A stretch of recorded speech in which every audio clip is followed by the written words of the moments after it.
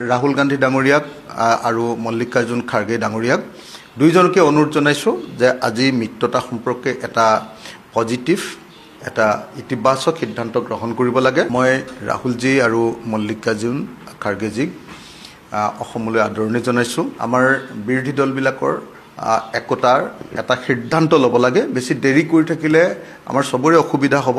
আজিৰ যি সভা হ'ব তাত মল্লিকাৰ্জুন খাৰ্গে ডাঙৰীয়া আৰু ৰাহুল গান্ধী ডাঙৰীয়া উপস্থিতিত যাতে মিত্ৰতাক লৈ বিৰোধী দলসমূহৰ মিত্ৰতাক লৈ 2026 চনৰ বিধানসভাত বিৰোধী দলসমূহৰ মিত্ৰতাক লৈ যাতে সিদ্ধান্ত গ্ৰহণ কৰা হয় তাৰ কাৰণে মই অনুৰোধ জনাইছোঁ। মই আশা কৰোঁ এই মুহূৰ্তত অসমক দিব পৰা আটাইতকৈ ভাল সিদ্ধান্তটো হ'ল যে 2026 চনত বিৰোধী ঐক্যবদ্ধ হ'ব এই খবৰটো। আজি অসমলৈ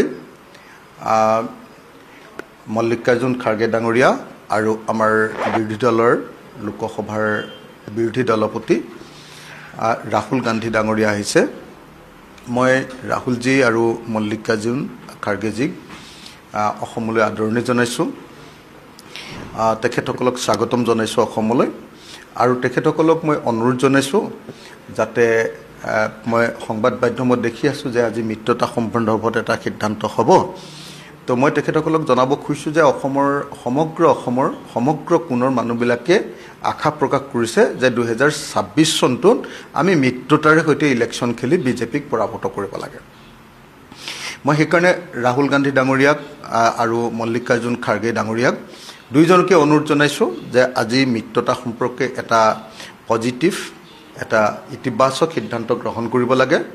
আমাৰ বিৰোধী দলবিলাকৰ একতাৰ এটা সিদ্ধান্ত ল'ব লাগে। বেছি দেৰি কৰি থাকিলে আমাৰ সবৰে অসুবিধা হ'ব, কাৰণ দেৰি কৰি থকা মানে আমি সমগ্ৰ অসমত কাম কৰি থাকিব লাগিব আৰু মিত্ৰতা হৈ গ'ল মানে কোনে ক'ত খেলিব, তেতিয়াহ'লে নিৰ্দিষ্ট ঠাইবিলাকত আমি কাম কৰিলে আমাৰ কাৰণে নিৰ্বাচনত জিকিবৰ কাৰণে আমাৰ কাৰণে সুবিধা লাভ হ'ব।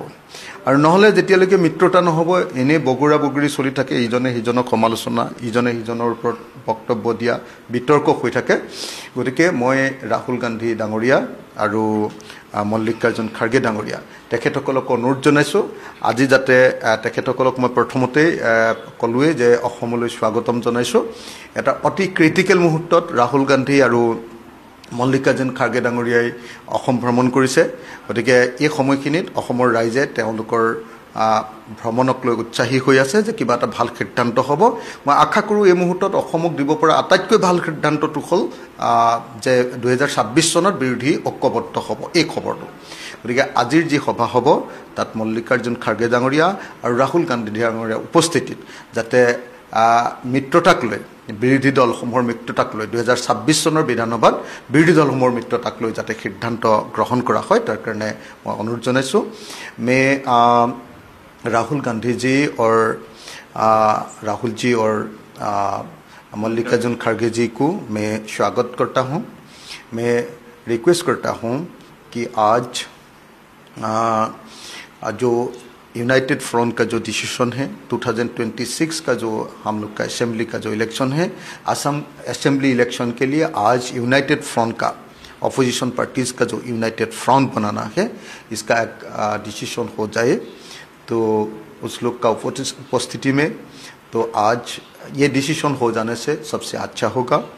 तो पूरा सारा आसाम का पूरा जनता तो अभी वेट कर रहा है, तो आशा कर रहा है कि आज यूनाइटेड फ्रंट का विरोधी अपोजिशन का एक डिसीजन होगा।